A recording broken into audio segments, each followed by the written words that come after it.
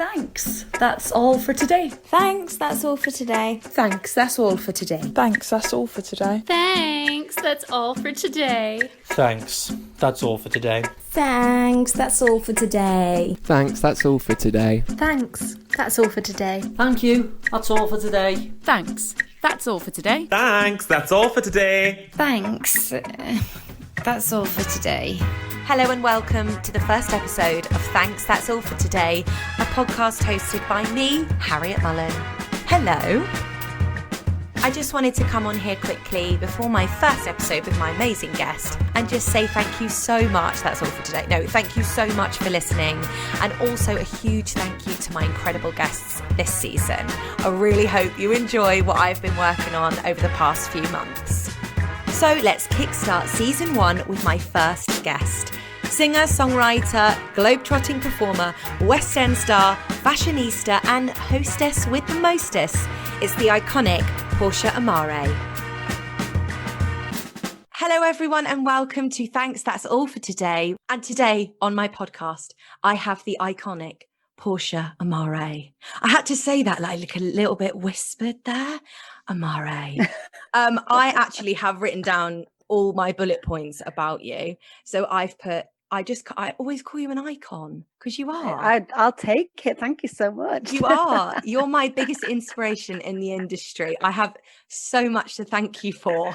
Like I've literally written down all the things that have happened since I've met you. But for anyone who doesn't know, you must have been living under a rock. Portia is a British singer and songwriter, an incredible singer, by the way, with charisma for days. And when I try to describe your voice, I'm like jazz, R&B, soul. You've worked in musical theatre. You've got like your own sound. Obviously, you write your own music, but when you sing covers, they're just incredible. So basically, I'm your hype girl. I'm such a huge fan. It's one of the most complimentary introductions I've ever had. So thank you, Harriette Mullen. You're so welcome. I was listing all the things that obviously I know you've done, but you've done so much more. You've been in a band, you've worked for the It Girls, you've been in Priscilla, you gig in your own right as your own person. You know, you don't have to have like an alter ego. Like it's just the whole package with you. So I'm so lucky to have you on the show. So we obviously met on a television show. We didn't properly meet, but but we connected. We connected, and I'm very thankful for you because you were so supportive of me during my audition, and you gave me such like wonderful feedback. I had told myself when I sat in that show that was going to be my approach 100%, because that looked so nerve-wracking what you did. Even as a seasoned performer, I would have been so nervous walking out, and that silence and those 100 people and however many cameras. So I was like, you have to really respect this, whoever walks out and whatever level they're at. So yeah, hats off for doing that. You were very brave and excellent. Thank you. I would never do that again. I've never been so nervous in my life, but I think it was just so lovely to connect with you. And then, you know, never thought we'd see each other again. But then I walked into an audition for one of your many projects that you're involved in. And I was like, I know you. I just blurted out. I was like, I know you. We were both on all together now. And from then, honestly, I mean, I can't thank you enough. I've been part of your incredible Female Soul Society at the H Club. I've been on your podcast. You've offered me, well, I've auditioned for you for Queens of the Night and been able to work through you, and you've recommended me for shows like the It Girls, and I've connected with Tracy because of you. So thank you, first of all. You're so welcome.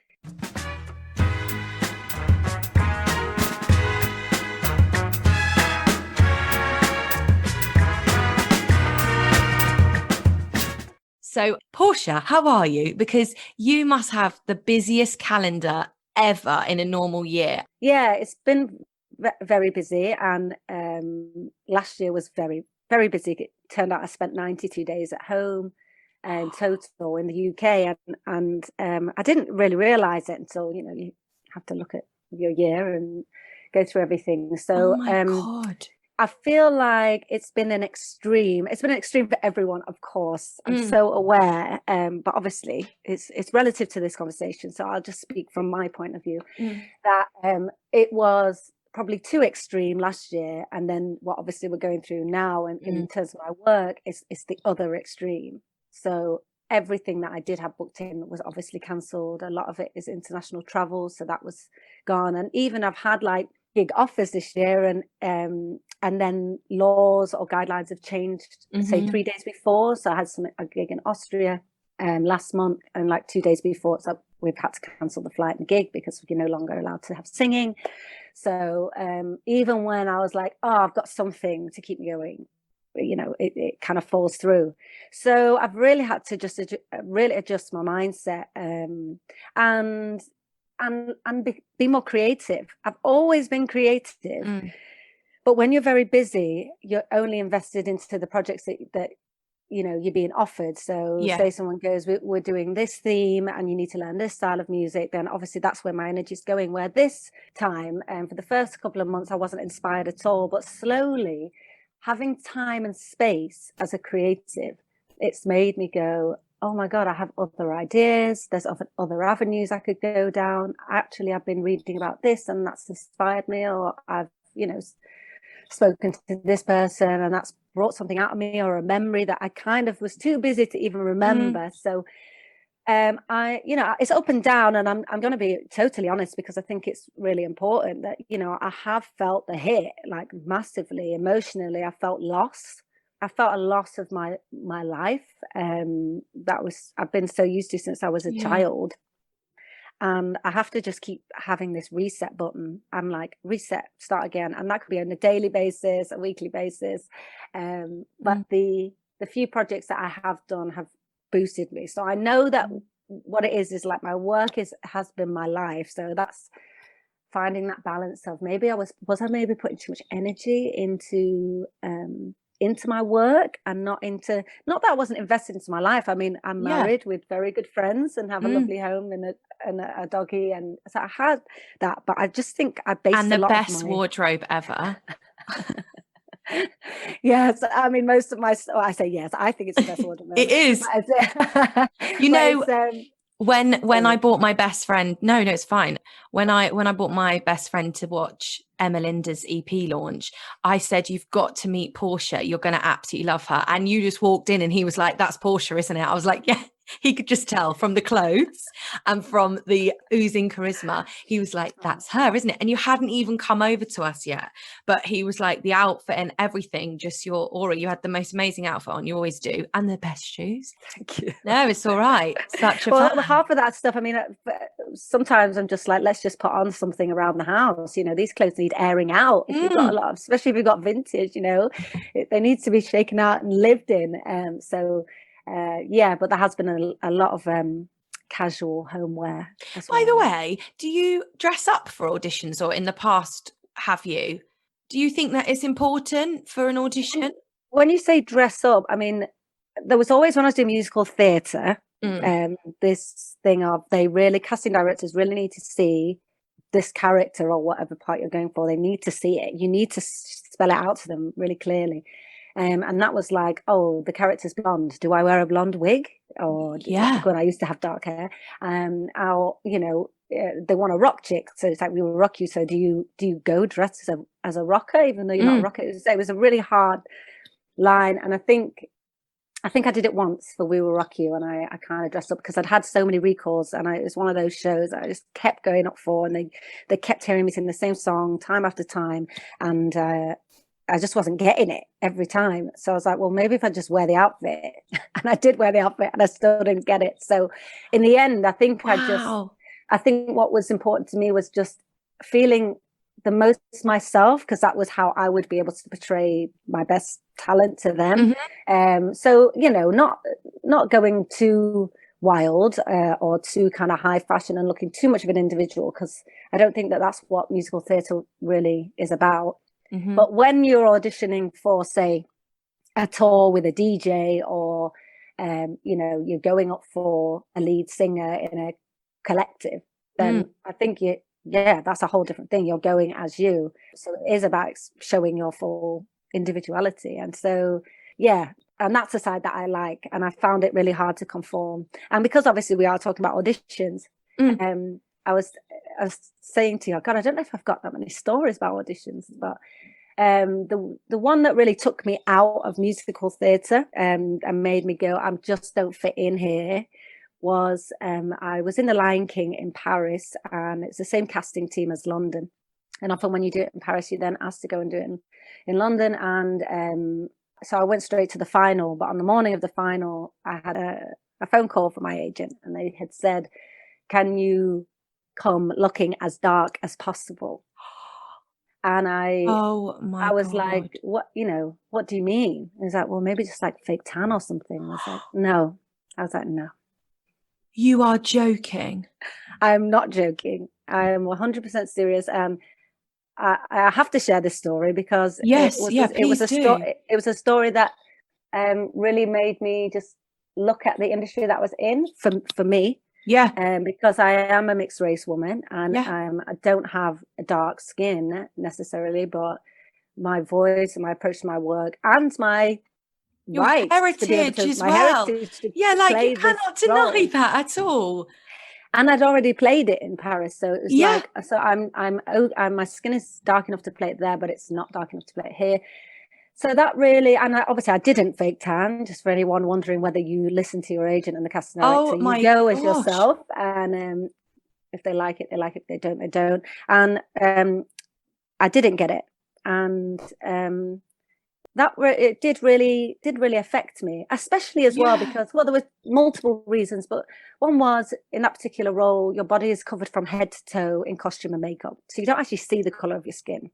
So that was the first issue for me. And another issue was that you would never ask a Black woman to lighten her skin for a part. No. Ever. So it was completely incorrect. Completely. So that was a big reason why I was like, if I don't fit into these boxes so clearly in this industry, then I am quite happy to leave this part of the industry and work and be able to dress and be as light or as dark or as blonde or as redheaded or as purple-headed as I want. Yeah. And still get to perform and sing and act and dance and do whatever I want to do.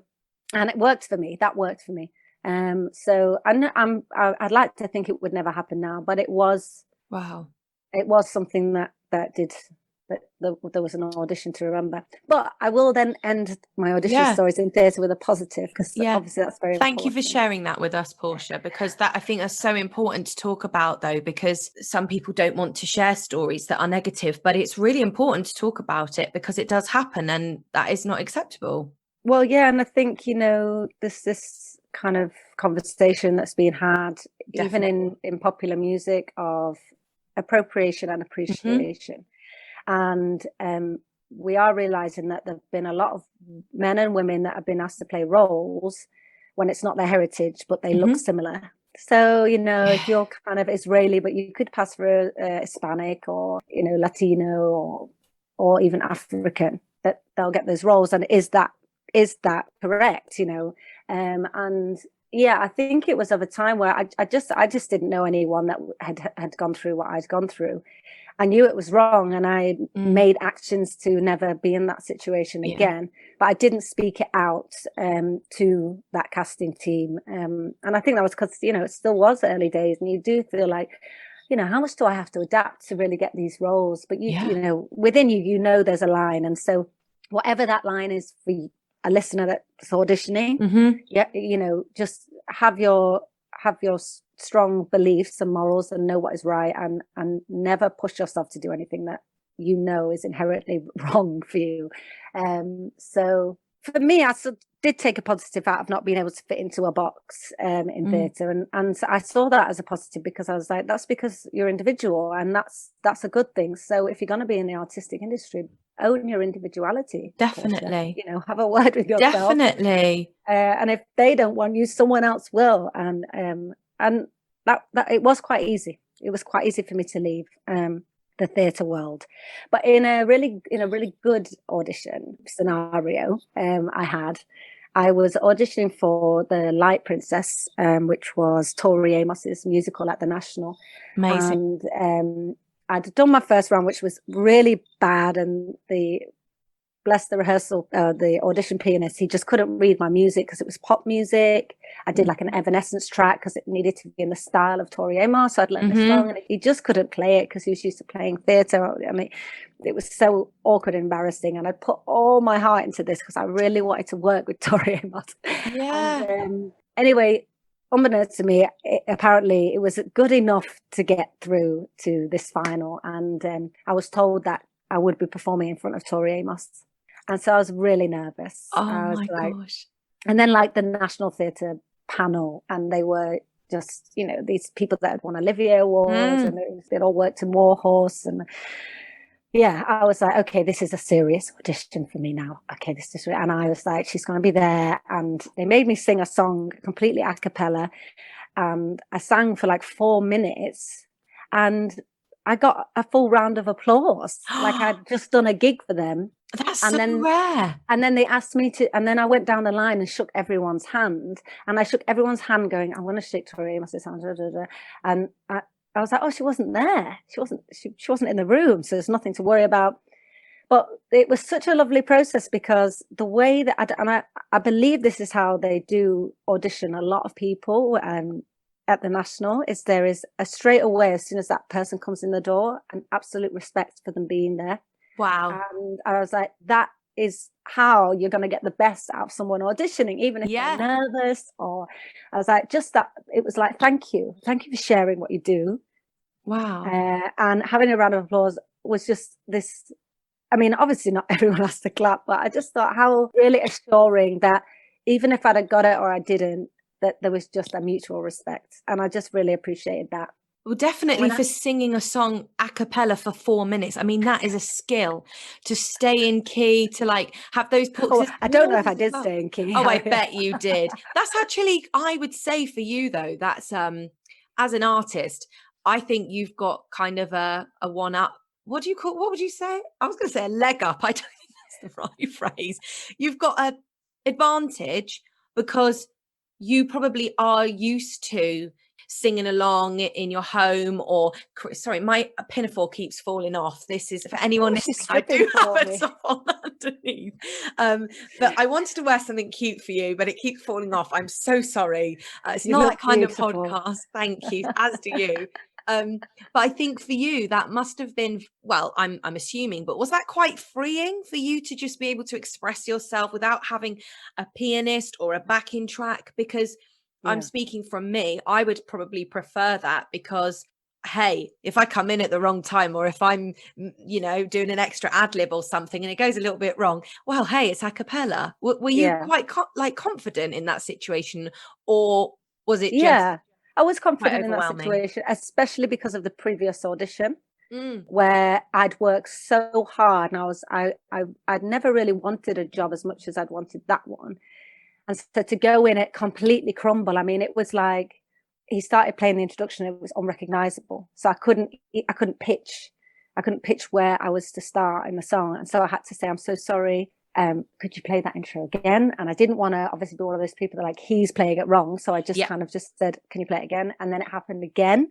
And I was like, I still can't hear it. He's still not playing it even close to what this song should sound like. And the third time, they just said, go and speak to him. Just go over there and speak to him. And he just looked at me and he just didn't help me out. He was like, I'm playing what's here. And I was like, I know that you're not. I know that you're not. And I know that you're not because I'm so prepared for this audition and I'm not hearing anything that I need to. So then it was like straight away, again, it's fight or flight. I was like, you're going to have to just sing along to whatever it is that you hear, and obviously use your musicality in some way. So I'm pretty sure I sang a very different version of Evanescence's Bring Me to Life. Oh, wow, what a song. And I was just trying to pitch and make it sound as right as I could. And so to sing a cappella, I have that option. You have that freedom to go, I can really sing this how I want to sing it and portray it. And it was a luxury, actually. And again, it was a song that I knew really well, so I was comfortable. But singing a cappella, I think sometimes can really help, because obviously you can then sneakily pick your own key. I've done an audition before. I think it's one of my favorites where they said, can we have Wonderful World? That's a difficult one because obviously Louis Armstrong is, I see, you know, and if you start, I see trees of green, red roses too, you like, So too high. Oh, I've definitely started too high before. Oh. And then you just have to commit. Somewhere You're over like- the rainbow, if you make the mistake of somewhere, for me, I'm an alto, but it Oh, yeah, really me too. gave me the freedom to do whatever I want. I feel more vulnerable personally, it's interesting that you said this, giving my pop piece of rep over to somebody. And sometimes my choices have been a little bit out there, maybe. And then it can be detrimental if you're, I remember auditioning for something once and giving them a James Morrison B-side. It's called Right By Your Side, and it's beautiful. It's Of course you did. Of course I did. Of course I did. I gave them this song, and it's like dum dum dum ooh dun dun dun dun. Pianist, it was like this dun dun dun dun ooh ooh ooh dun dun dun dun ooh, where was my love? And I sang it like a country singer. I was like, you know, I remain right by your side, because when I said, I was walking out the door as I was finishing the song, like my 16 bars, getting my music. I said I loved you. See you later, everyone. I've absolutely ruined this audition, but I have to say, yeah, it was literally like slap my knee and do a box step. And it was hilarious. It was absolutely, and my mum and dad, bless them, had surprised me in the queue outside. And I was just so wrong for this musical, but it was just terrible. And my mum was like, how'd it go? I was like, still singing, like, yep, let's go. I'm going. But I do love my weird song choices. I remember, I've had to audition for you before, which I haven't actually had any guests that I've auditioned for before. Right. Yeah. So you were horrible. You were so scary. No, not at all. You had a yellow suit on. I thought absolute icon. There she is, sat on the panel. You had a lovely panel. I think there's just 3 on the panel. And I had to perform, I think 2 or 3 songs. You were like, what songs have you bought for me today? And I told you, and you and the panel were like, oh, I love that song. And then I sung a bit of that, and you were like, can I hear something else? It was so lovely because you got the best out of me, because you were engaged in what I was singing. Like, your reactions were great and you loved my song choices. And I think it's almost like if a comedian is performing and people laugh, it makes them better. I feel like that's what you were like as an auditioner, if that's a word, and your panel. But you, as somebody who obviously I've also worked for the H Club, when you've asked me for song choices, I'm like, Female Soul Society, can I sing Otis Redding? You know, like, it's so great because you do in an audition situation and in a working situation, you really let me express myself through all my song choices. I'll bring an Anastasia B-side or a Demi Lovato, Sorry Not Sorry, 2 semitones down, slow down, you know, all that. I think you let me do that though, which is, you know, what I. But it shows you in your best light. It just also, I don't know if you found this, but like if you've done an audition and then it seems like everyone's kind of being a bit harsh, a bit cold, a bit stern, and then you might still get the job, and then when you work with them, they're like really nice and they're talking to you and they're vibing, and you're like, oh, these are really nice people. I just think, why not show? It's like a trial shift, like show how it would be to work with each other on both sides in that audition. Yeah, definitely. Because that's where you're going to be. I mean, that's my approach. Obviously, there's been lots of different approaches, and it's about seeing pressure. And I think sometimes with like West End shows, you know, there's such a high expectation, and you know, thousands of people are seeing it, and it's, you know, it's just so respected around the world, theatre, that you do have to be of a level, and then they need to know that you can handle pressure. So I understand that has to be the case. I suppose when you auditioned for me, I was looking for people who could almost be their own pop star. And, you know, we had said we wanted pop, we wanted soul, we wanted belt. And even though that was the brief, we still had girls come in and would say, oh, I'm singing No Good Deed from Wicked. And I said, have you got anything pop? And she was like, no, but you are going to love this. And I was like, but I would love pop. because that's what we're looking That's for. what I've asked for. Yeah, and she was like, no, I promise you, you're going to like what I'm doing. And I understand why she said that, because she obviously felt like that was the best song that she could sing. So therefore she thought, well, that will show me off in the best light. But firstly, she was already dimming her light to us because she was just not listening to us at all. And we'd even given her the opportunity to say, give us another option. And she just didn't want to give us another option. So we were like, well, you've just shown us that you would be difficult to work with, because you can't, one, you're either not listening or you're just really stuck in your way. And you don't need that. You need to be able to collaborate and adapt to, to a certain point. And then, she did sing it, and it just didn't show what we were looking for. And it just, I just think that was a very poor audition. And in that way, it's like, it's really frustrating, because you're there and you're like, I really want you to do the very best you can do, and we're trying to help you, and you're still not kind of getting it. So that was kind of like the weakest one that we had that day. And then someone like yourself coming in, who is a gigger, who has stood on your own and has been a lead, and it's just so evident. So it's like, can you just perform this like you're Beyonce? Like, you're at a concert, you've got a microphone and you're performing out. And, for someone like you, it's completely effortless. And so you can just relax. You can just relax and go, I'm just going to sit back and enjoy the music. But yeah, you get all sorts. But all I will say is, having been a panelist, just honestly, all you want is for everyone to walk in and be excellent. Like, you want them to be excellent. Like, I'm not here to make you be nervous or be worried. It's like, just show me your best. And to me, I would be my best if I felt really comfortable in the room. So it was really important to me that people did feel comfortable in my space, and I wasn't there to be judgmental. I mean, obviously we had a brief, meet that brief, great. And hopefully you wouldn't be in the room if you hadn't met that brief.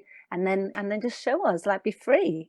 This is what you supposedly enjoy it. I mean, you get people that look like they just hate what they do. It's like, why do you put yourself through it? But I know, especially because that, for that particular role, it was for, I mean, I've done the gig, and it's so interactive. You've got to work with two other girls. You've got to enjoy yourself. You've got to enjoy gigging.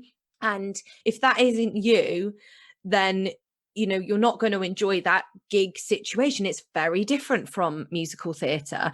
Like you say, why do you put yourself through that audition? Because the second round was working with, you put us in groups. You kind of matched up who you thought was a, soprano, mezzo, alto. You put us into these groups.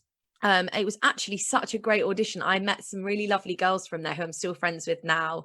And we all went away and had like 5 minutes to work together. And then we came back in as a 3. And I think because you created that atmosphere, you had Blue and Amy come in, who had been in Priscilla, and obviously yourself. You knew what you were looking for, and you created this environment of like, you're all here because we love you all, and we really like what you brought yesterday or the day before, whatever. And it was such a supportive environment that I felt like I could let go. Like, I think I was the third one in my group to go, and you were like, can you really go for it? Really camp up, really go. And I actually think, I don't know if it was Steve on the panel, if somebody was just laughing at me. I think it's because I was just going for it, like absolutely full out. I actually think that's really rare for me to enjoy myself in an audition, but I really enjoyed that audition. That's so nice to hear, because I mean, it was really my first experience organizing an audition, and so it was intimidating for me as well, to have lots of people, my age even, and thinking, okay, I've really got to make sure that this comes across correctly and it's not intimidating. And as well, having people like Blue and Amy there was, again, it wasn't to intimidate, it's because I knew that they have such good energy, and they would be, if a girl looked like she needed some help, like they would be very happy to go over there and go, maybe start on this note, or maybe kind of relax here with your arms, or let me know if you need. And it was like, how can we create, because just one person or 2 people on the panel against like 40 people, I just think I would have been too intimidated. So they were really lovely for moral support.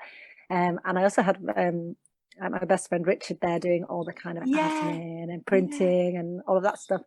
So it was, from our side, it was a nice experience, which again should hopefully The only thing I regret is that I didn't wear high heels. I had these faux Valentino flats on, which I thought you'd like because they matched my top, and I thought fashion.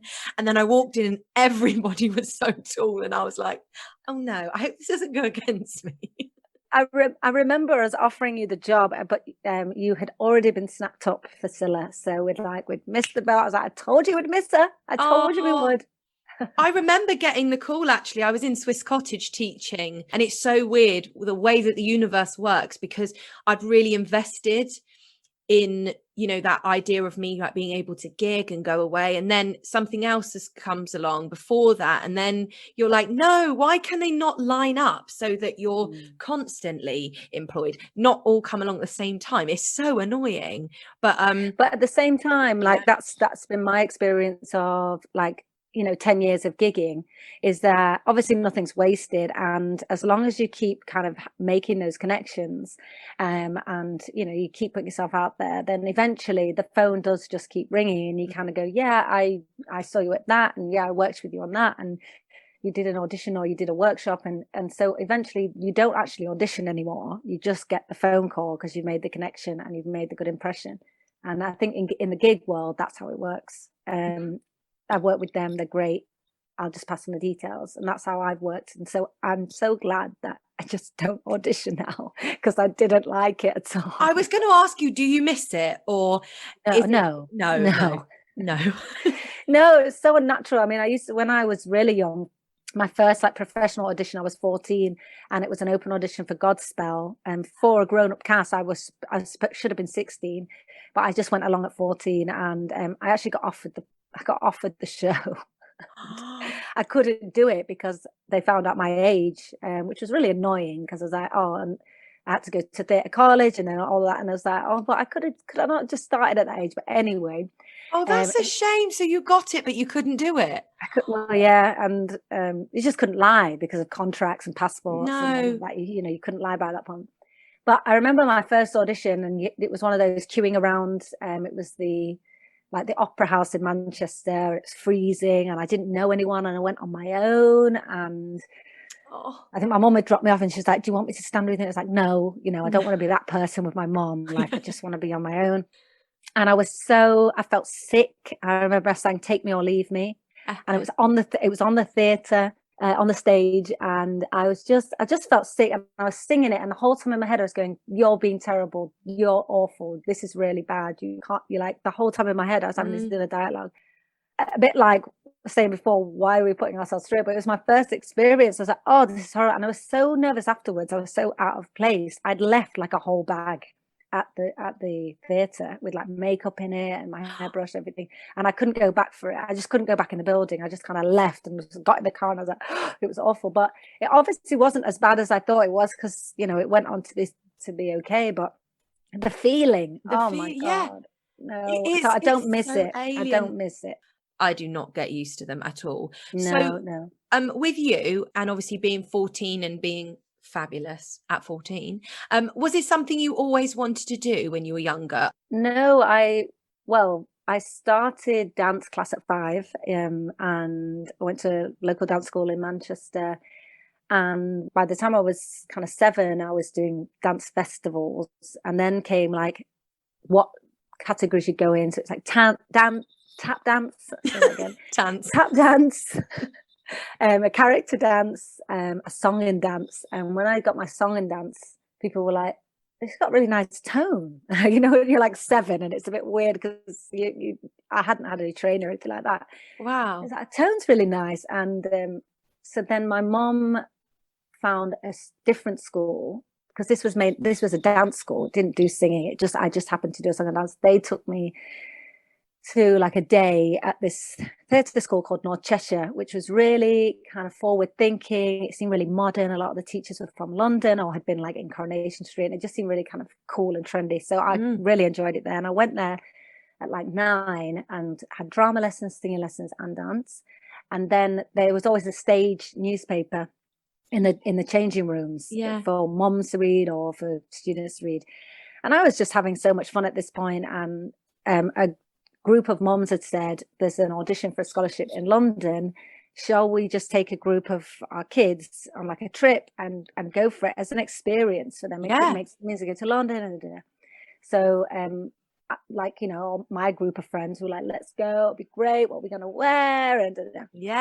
And so I went for it, and I got offered it. It was a life-changing moment. I can't imagine like a sliding door moment, but I got offered this full scholarship at 11. So then I went, then there was the conversation of, do you want to live away from home at this age? And, you know, I remember my mum and dad sitting me in the kitchen going, it's quite serious. Like, you won't live here. And I was like, sounds great. It sounds amazing. I'm happy. And I was like, so I can go to school where you like sing and dance and act like throughout the day? And like, yeah. I was like, yeah, I'll take that one. I'm fine. And it was just about, it's like the last kind of term of primary school that I went. And I kept thinking how intimidating normal high school seemed in Manchester, and I was like, I think I'd rather go to a theatrical school than go to a high school. It just felt right, and I didn't even second guess it. But before I started the actual course, so, you know, started the school, I was already being put up for auditions for shows, and so I actually got a show. I got a UK tour just before I started school, and so I actually went into my first professional job on a UK tour at 11. No way, I never knew that. So, sorry, you heard it here first. 11 years old was your first professional show. Portia, that's incredible.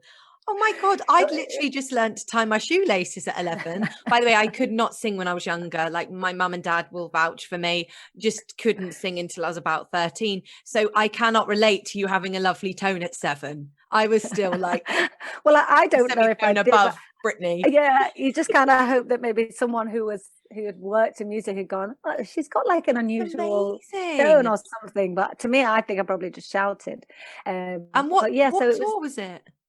Oh my gosh, I really hope none of my friends are listening to this, because they always take the mickey out of me.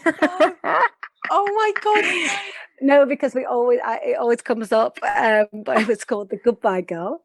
And it was with Marty Webb and Gary Wilmot. Any of my friends that listen to this will be howling, because yes, it has come up once again. Sorry, Portia, you don't need to tell me. No, it's fine. No, but it was my first professional experience. And your question was, did I always want to perform and be in shows? And, you know, if I needed anything to really, I was already on the way, but there was no going back from that experience. And we were treated so well. I was working with amazing people. I was a lead, you know, a part, and at 11 signing programs at Stage Door. And so it was just like, my mom said, you know, you really, it changed you, and you went from being that kid that used to be standing at Stage Door with a program to being the one that comes out. Your life just changed after that. And so I always knew this was what I was gonna do. Yeah, for sure. And I think that's why I could leave it so early on. Like, I was about 24 when I left like West End and musical theatre, because I'd been doing it since I was 11. So it's not like I'd left it too soon. I'd been doing it for so long, and I think that's why I was like, okay, I'm ready to do something else in music. And you've done obviously, from when I've sort of known you, I know that Priscilla has come up quite a few times, whether it's the audition that I did, or, you know, you and Emma and Charlotte. I love listening to you guys together. That is one of those musicals where vocally, and forgive me if I'm wrong, but when I look at all the women who I know that have played the diva roles, they all have incredible, strong, individual unique voices. And do you think that was, I don't know if it was a dream role for you in terms of like what it allowed you to do? Were you able to express yourself vocally in that show? Yes, to a point, yes. And it was a dream role, but I had never even seen the show or knew about the show or really knew what I was auditioning for at the time. So I started the process, and it just felt right. And I'd been auditioning a lot, and it was my first West End show. So not that there was a lot riding on it, but I was really looking for that break that everyone's been wanting to do, you know, when you train in theatre. And having then got the show, I realized truly what I was in. I was like, oh, I'm a part of something very special here, and obviously working with two outstanding vocalists Incredible. really pushed me. I'd never been pushed vocally that much in my life, so that was amazing. I was pushing myself. I was singing solo, and obviously singing really intricate harmonies, and I've always loved harmonies, but again, learning so much and very quick. You know, the first day of rehearsals for that, we were played the act one and our notes on the stage, and then that was it. And he was like, now you have to know those. Oh, wow. And you're like, okay. So, and then when it came to like solo bits, like I had a section where I could ad lib, and you could ad lib, but then kind of once your ad lib was in, that was the ad lib that you did. Yeah. So you could create how you wanted to sing the show, but then once you had that in for the year, that's how you sang the show. Like they don't really like change in theatre in that way. No, but that's really interesting, because I think you've got to be a certain kind of singer to take a role like that and be able to go, I'm really strong at harmonies, as strong as I am at singing solo, because you can't kind of be okay at harmonies. You've got to be on it. Did you have to do a harmony workshop when you auditioned for it? I got sent 3 songs and I had to learn all 3 harmonies from all 3 songs. And then in my final audition, it was just me on my own. And they said, could you sing the middle line of I Will Survive? Can you sing the top line of Say a Little Prayer? And you didn't, you just had to know it. Gosh. And again, because, you know, by this point, I'd maybe done 7 or 8 rounds. So I was like, I really would like this job. I'd gone round to my friend Anton Foch. He's also a musical theatre performer and a producer. And he had a piano, a keyboard at his house. And he said, I will go through all of these harmonies. And so we went through them. And just muscle memory or something. To this day, I don't know how I did it, because it's not something I could say, even I could do now. But when he said sing the middle line of, I was like, I know what that is, and I just did it. And so that was a massive part of getting the part. Massive thing that you needed to have musicality, you needed to have an ear. And when I learned that, when it came to the rehearsals, they didn't spend time on that. You got the notes and you got a score, and I don't read music, so it was just, I had to just go home and listen and practice. And a bit like you said something before about how you really invested into it. And I invested everything into that show and everything into that part. I can put my hand on my heart and say I performed every single show that I performed 100%. Wow. I was like, I just can't do it any other way. I gave it my all. In the end, my voice was gone. The wigs had ripped my hair out. I had cuts from costumes, but it was just like, I committed. And since I only did the show a year, and it's never left me, it's still continued to take me around the world. I've been in the promo team of it. I've done, TV, and we did the Olivier Awards. Obviously, I got the Idols, which is Charlotte and Emma. I got the group, and we've had this amazing friendship and amazing career as a girl group. So just from putting all of that in for that year, is actually stood the test of time for 10. Yeah. And I was only in the show for a year, but I feel like that show will never, ever leave me. And it's been a part of my career. And I've been booked from it, to say, oh, you were in that show. It's like, people love it. So. Well, the music is just so fantastic. And with your voices, the 3 of you, Charlotte and Emma, I mean, the voices alone are just so fantastic, but also the charisma between the 3 of you and the chemistry works so well. Like when you watch a really, really good girl band, everybody blends so well together and you watch each other. And I think what it's like watching a masterclass with you 3, you are all equally in your own right, fantastic, but you all let each other be fantastic. It's just brilliant. And I think it's a chemistry, isn't it? It's a massive chemistry. And we would never have met necessarily. Well, I mean, I knew Charlotte from college, but we would never have been the 3 of us if it wasn't for that show. And they knew what voices suited each other. So we were like, we can't waste this blend that they have created. Yes. Because we knew we had it. And it was like, so we can't just stop singing together, because we knew how rare it was to have it. And so it was very rare. On kind of the last week of the show, we'd created the Idols, and we were like, that's it, with the Idols now. We're not the Priscilla Divas, with the Idols, and carried on with that.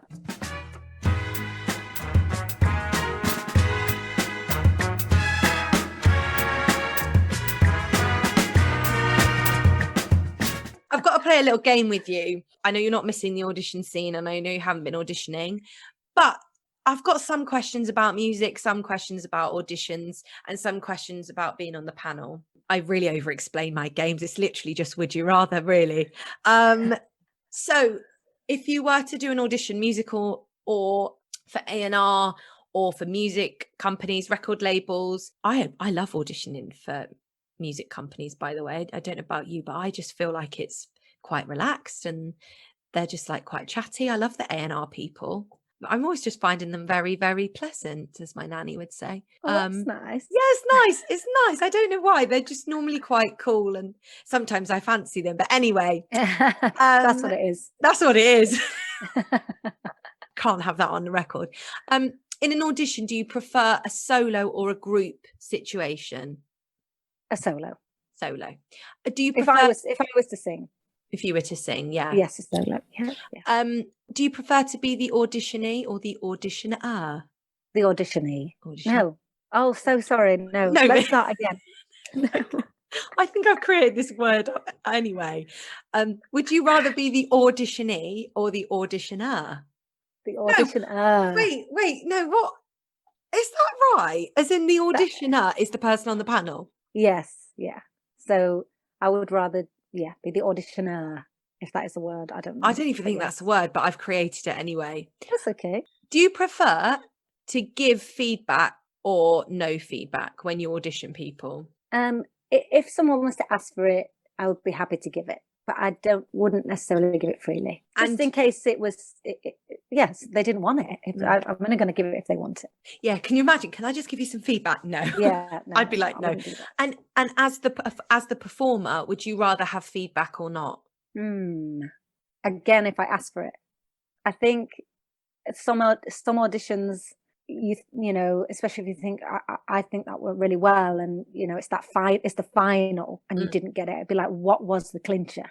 I'd love to know. First round, no, just not right for the show. But maybe if I'd invested a few weeks or a few months, I think I'd like feedback if I didn't get it at the end. So I know that's not a clear answer. No, that's absolutely fine. It's not a clear industry. It's not a clear industry. Let's be honest.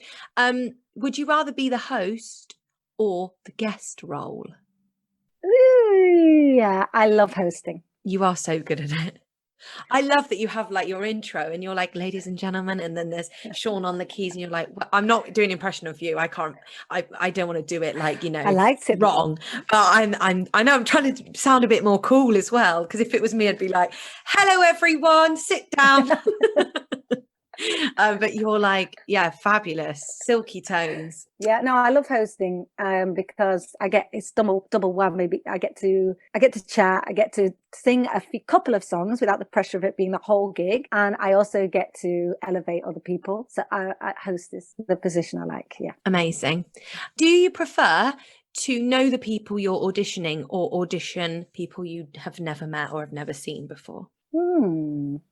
Oh gosh, that's a hard question.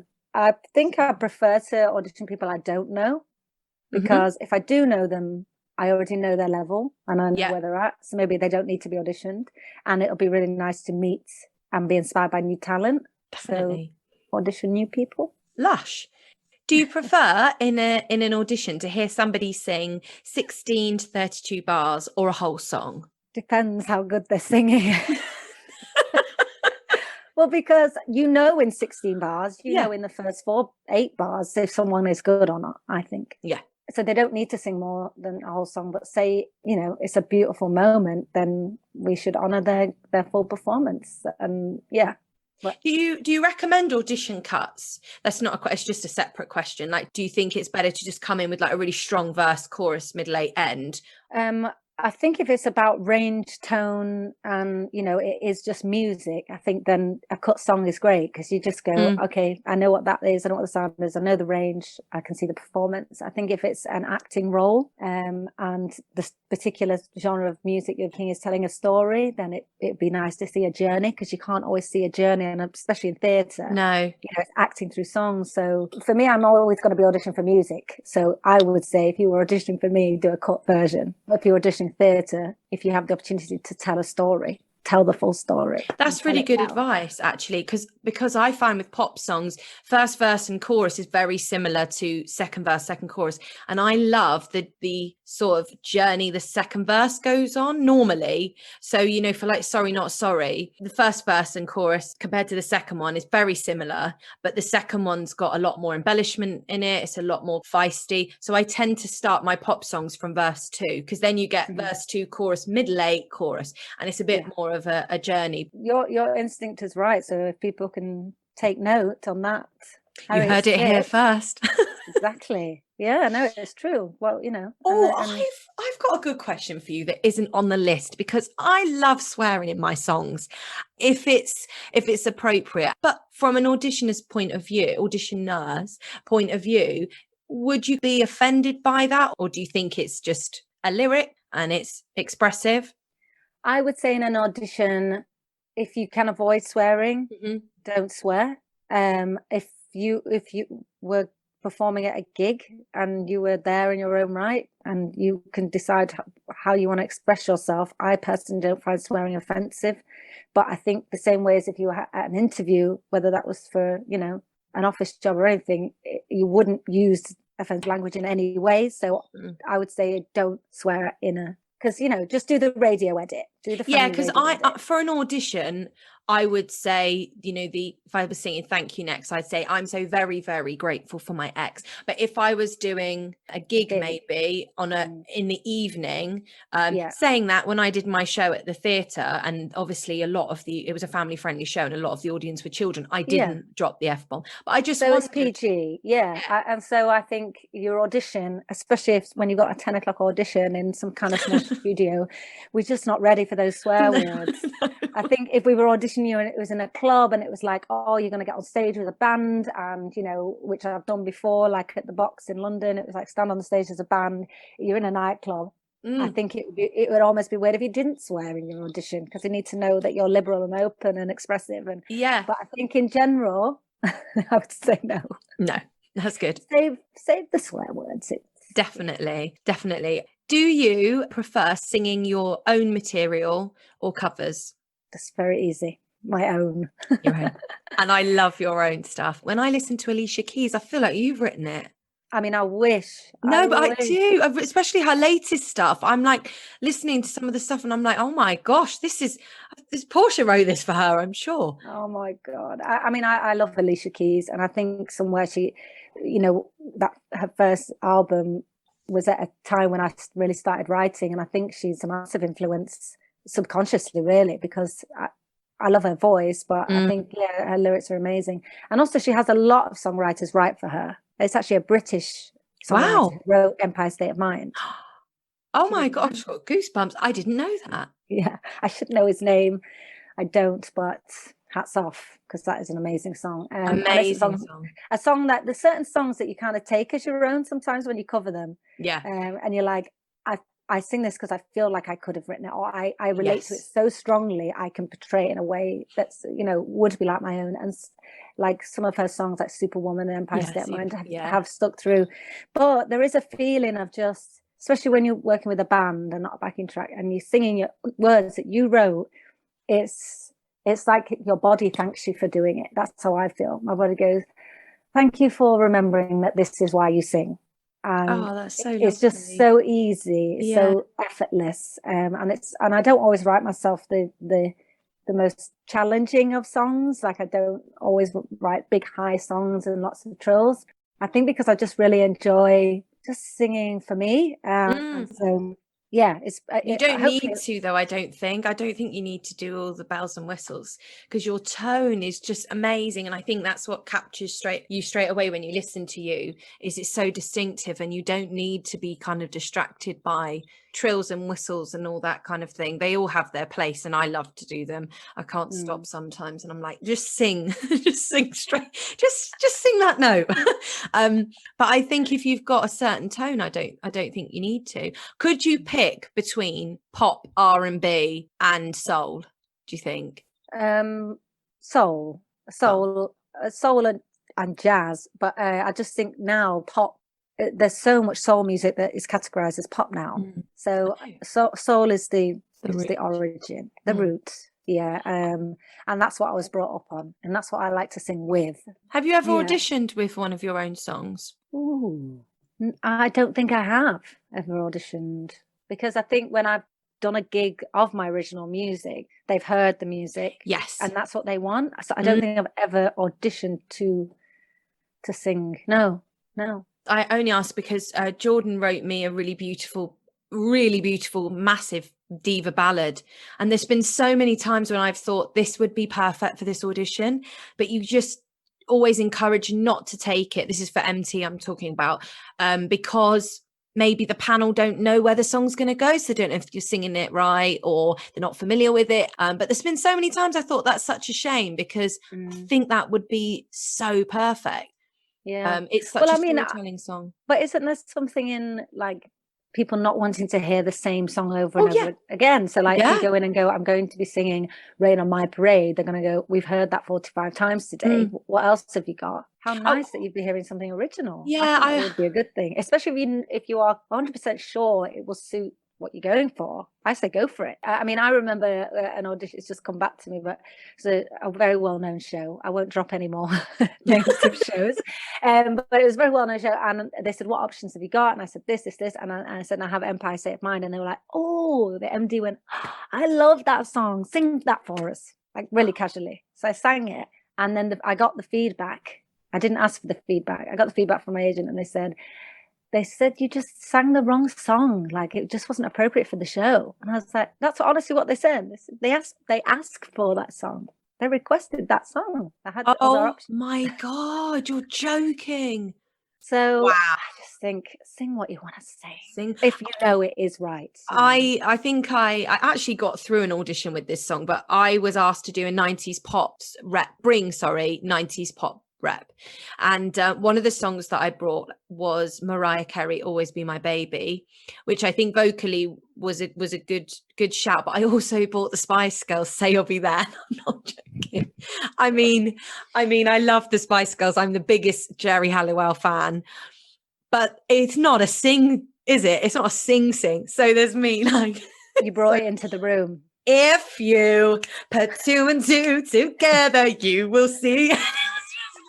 Because I wanted to sing Mariah, but it was for more of a comedy acting show. They didn't need you to be all belty, and they kept saying with every round, please stop bringing musical theatre, please bring 90s pop.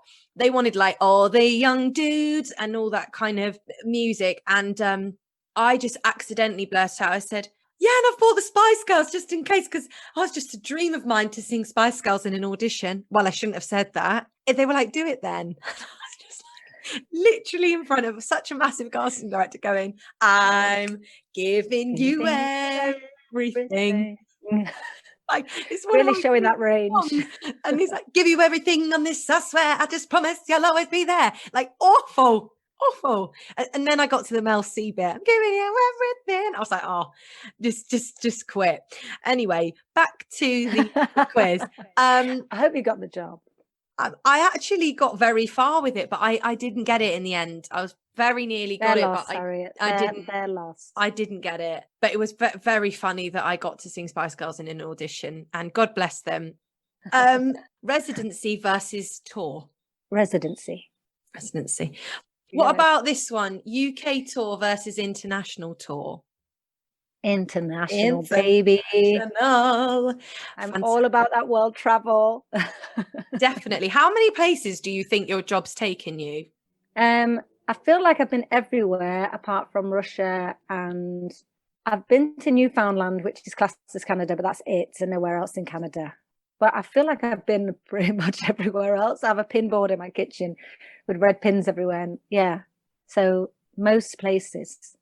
And when you gig, do you get to choose what you're going to sing, or do you get a different brief every time? It's different. So a lot of my shows, if it was my own show, I get to pick, they're booking me for my show. Mm-hmm. But then if I work for the It Girls, the client will say, oh, it's a Great Gatsby theme, or, it's whatever theme. So these are the songs that we would like to hear. Or sometimes it's, what songs do you know in that theme? And then you send them a list over, and then they choose from that. So it is different. That's exciting. A lot of the time. It's actually oh gosh, it's the only way I will learn new lyrics. I'm quite bad at myself going, I'd like to learn that song. So what often happens is someone else will come to me and say, will you learn this? And I go, oh yeah. And then I'll sing it. I go, I really like that. I'll add it into my repertoire. But it's very rare I would actually. And I think that's because I was very busy. I just was like, if I don't need to sit in my room and learn lyrics today, I'm just not going to.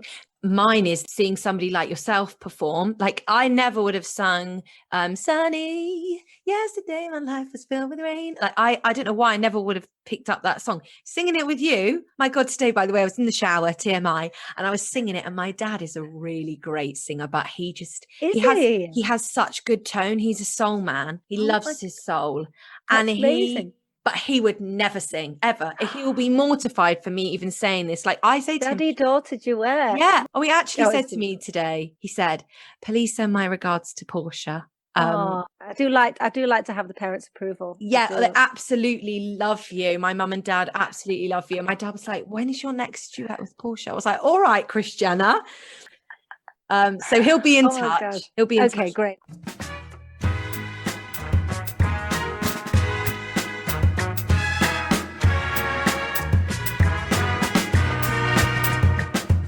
I have to say, before we go, obviously your career takes you in so many different paths. You know, you're gigging around the world, or, you know, you're a lead vocalist in a show. You've been in musical theatre. You host your own stuff. You've got your podcast. Is there an avenue of your career? And obviously you also have so many projects like the corporate gigs, and you just do so much. I literally don't know how you have the 24 hours in a day to do all this stuff. But do you have a preferred avenue that you want to work in more, or do you just love that you do so many different aspects of the industry? It's a really good question. It's a really good question, because I think I'm constantly asking myself those questions now in today's climate.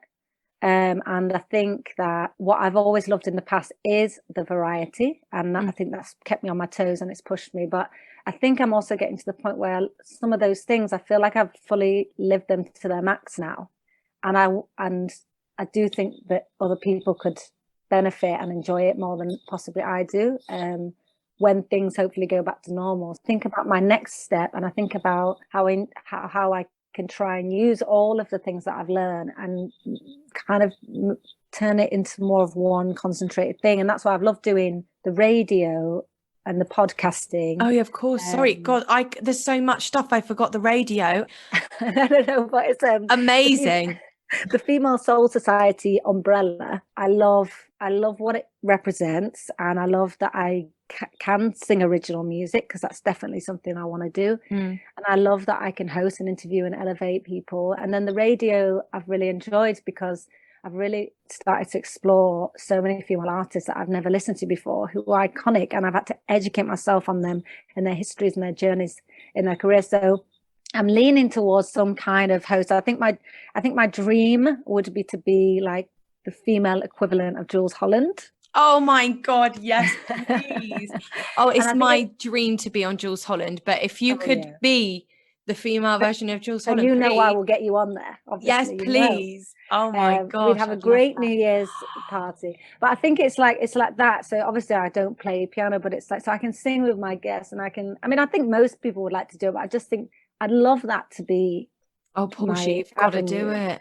Well, we'll try, but I do think the radio is massively helping me with that, like learning, educating, interviewing. So. And how did you get into the radio side of things? Because obviously that's happened this year, hasn't it? Has that been a result of the 2020 situation, or is it something you've always wanted to do? I'd never in a second thought about it. And then because of this year, and every single day applying for jobs, applying for volunteering, applying for everything possible, it was one of the only things that came back to me. And I got an interview for Love the Beat Radio, which is in South London, and it's a community radio station. And I did the interview, and he offered me a slot there and then. And he'd said, I saw on your CV Female Soul Society, and I'd love for you to do a show based on that. And I was like, that's so funny, because I've just started doing a podcast. And he's like, well, I just think a radio show would be great. So although our podcast hasn't come out yet, hopefully the podcast will be out soon. Amazing. I have been continuously doing interviews with women, but the whole thing is evolving. And I think this year, as a creative person, as an artistic person, it's just about doing things, and it's not always about what the finished result is. And I think Definitely. I'm learning that, and I'm like making myself, I'm not going to stress myself out. Normally I need this big shiny finished product, but I think at the moment it's just like I'm finding my feet with this new kind of time and this new approach to music and to what it is that I do. And I still haven't figured it out. I'm still not sure exactly what I'm doing, but I know I'm doing something, so therefore I'm learning something, and hopefully I'll have that epiphany. I'm hoping. But that's so great, because I just think you're that person that just exudes positivity with everything that you do, and it's exciting, and it's fueled by your passion ultimately for music and for singing, and that's taken you all over the place. That sounded negative. Not all over. She's all over the place. No, I am though. all over the music umbrella of radio show, podcast, host, singer, like on the audition panel. And I think that's what's so important, and it's about keeping busy. And I think as long as you've got that passion like we both have for our industry, you'll find things to do within it. And I don't think you necessarily need one focus. I think it's just so great that you are able to turn your hand at so many different things. And I think that's what is important for working in the industry. Yeah, it's really it's so hard right now. And also I do want to say, with saying all this, don't think that I haven't hid under my pillow many a days this year and not been productive and really not had the inspiration. So that's okay. It's all about balance. It's all about that. You can't be productive and fabulous all the time. You've got to have some downtime. I went for an audition once, actually, an interview for a very, very, very famous person to be their intern. And their manager said to me, you're really into fashion, and you've got a fashion CV, you've got a music CV, and you've got an acting CV. You need to pigeonhole yourself because you're just taking on too much. And right now, you're 21, you need to focus on one thing. This is all to come later. Like right now, let's just get on that ladder. Which one are you going to choose? Because I didn't know which path to go down. And he was like, and I promise you, fashion will always come into it. Music will always come into it. Acting you'll always blend the three. But right now, what do you want to do? And I thought that was really good advice, because if I could tell my younger self now, I would say, stop stressing that you're not going to do it, because you can incorporate fashion into your gigs, and you need to act through song, and you're going to sing and acting wrong. So like don't worry, don't try and like do it all at once. I think you'll always find a way to incorporate the things that you're passionate about.